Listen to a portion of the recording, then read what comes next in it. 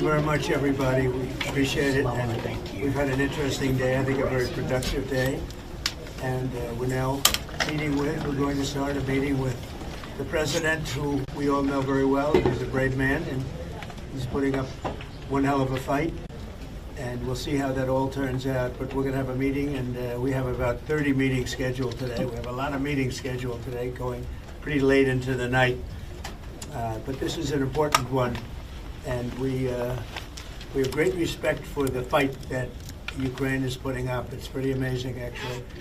So, Mr. President, please. Thank you so much, Mr. President. First of all, thank you for this meeting. Thank you for your personal efforts to stop this war just now, Mr. President.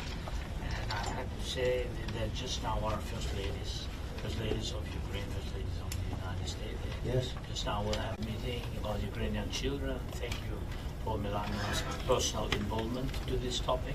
And this is very important. I will brief Mr. President and his team what's going on the battlefield. We have good news. Of course, we want to stop the war with your help, first of all. And it's good that our soldiers occupied 360 kilometers this month. And of course, we will speak about how to finish the war and about security guarantees. A lot of what to discuss. Thank you. Would you like to say how you're doing on the battlefield? Yeah. Please. Yeah. So thanks to our soldiers and to possibility to further the program when NATO countries, by the way, thanks to your support, that they can buy weapons from the United States. So our soldiers this month, they occupied 360 kilometers, and they encircled 1,000 soldiers. And of course we want to exchange, because we need our soldiers in any case. But thanks to our soldiers, we have this possibility, this opportunity, and we will continue until Russia will stop this war. And I hope that they will stop in any case.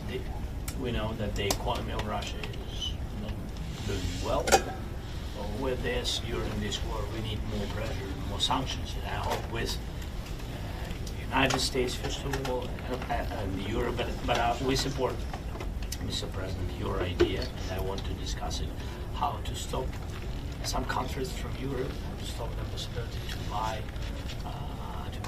Russian oil and gas. Right. Yes. I had a conversation, by the way, with President of Slovakia, Prime Minister. We had a good conversation. I think that they need some alternative ways that they will support this idea.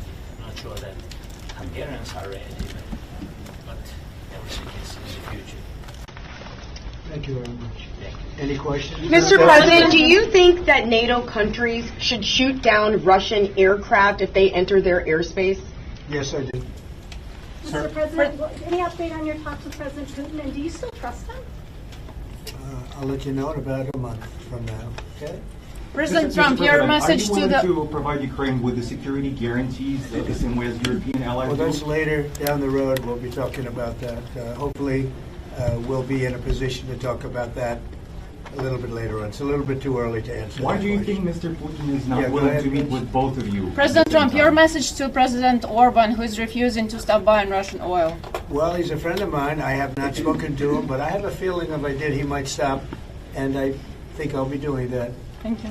What progress do you think has been made on ending Russia's war against Ukraine since the last time you saw President Zelenskyy? Well, the biggest progress is that the Russian economy is terrible right now. It's, as you know, it's crashing. And that, frankly, Ukraine is doing a very good job of stopping this very large army. It's pretty amazing. You know, this is a war that should have ended in 3 days, 4 days. People said it was going to be very quick, and you got to hand it to the Ukrainian soldiers and everybody involved. It's still going on, and that's not a good thing for Russia. This was supposed to be quick, and so, you know, Russia doesn't look very distinguished, having taken 3.5 years now, right? It's about 3.5 years of very hard fighting, and it looks like it's not going to end for a long time. Mr. President, have you been briefed on the latest alleged drone incursion into Denmark? What do you think of that? And Where are they? Into Denmark, Copenhagen. Denmark is saying that there were some drones that shut down an airport, possibly Russian sabotage. What's your response to that? Will the U.S. have a material Well, I response have to that? no response until I find out exactly what happened. I know about it, but they don't know what happened. But we're going to find out very soon. Sir.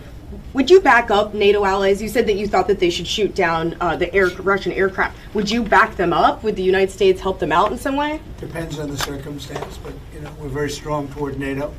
NATO has stepped up. When they went from 2% to 5%, that was great unity.